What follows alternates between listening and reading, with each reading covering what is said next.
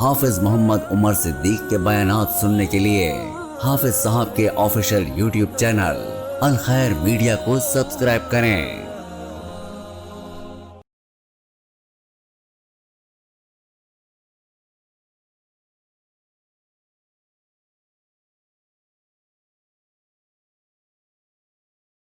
کہا یہ ہماری ریت ہے، یہ نبی سبز پٹی ہے باندھ لے، ہم بیمار کو باندھتے ہیں۔ تو میں نے کہا مہمان آئے ہیں تو میں چپ رہا، نہ ہم نے کوئی بحث کی۔ یہ جو کسی پہ فتوے لگاتے ہیں یہ بھی اللہ سے ڈر جائیں، کسی کے فعل کو کسی کی زبان کا اظہار مت سمجھیں۔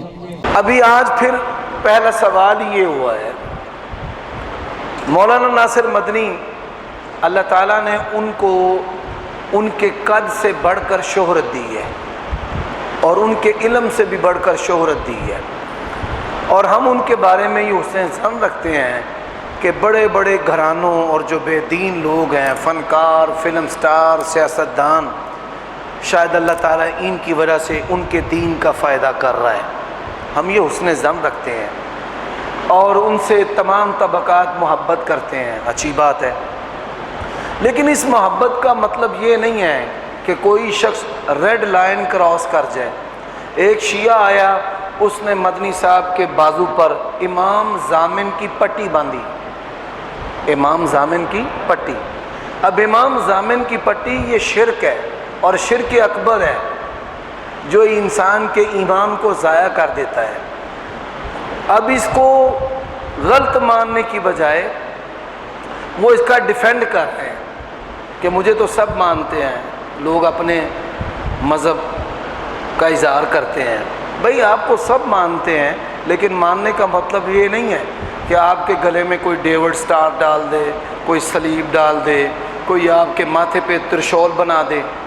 ہندو ہے نا، وہ 3 لائنیں ایسے یا ایسے کھینچی ہوتی ہیں، اس کا مطلب تو نہیں کہ بھئی آپ کو ہندو مانتا ہے تو وہ آپ کے ماتھے پر تلک لگا جائے۔ تو ہم یہ کہتے ہیں کہ بھئی عیسائی آپ کے پاس آئیں، ہمارے پاس بھی آتے ہیں مدد لینے کے لیے یا مشورہ کرنے کے لیے یا سوال کرنے کے لیے، تو ہم نے تو نہیں کبھی کہا کہ نعوذ باللہ عیسیٰ اللہ کا بیٹا ہے، یا کبھی اس نے ہمارے سامنے کہا ہو کہ میں آپ کے سامنے کہتا ہوں عیسیٰ اللہ کا بیٹا ہے۔ ہم تو اس کی اس کو اجازت نہیں دیں گے۔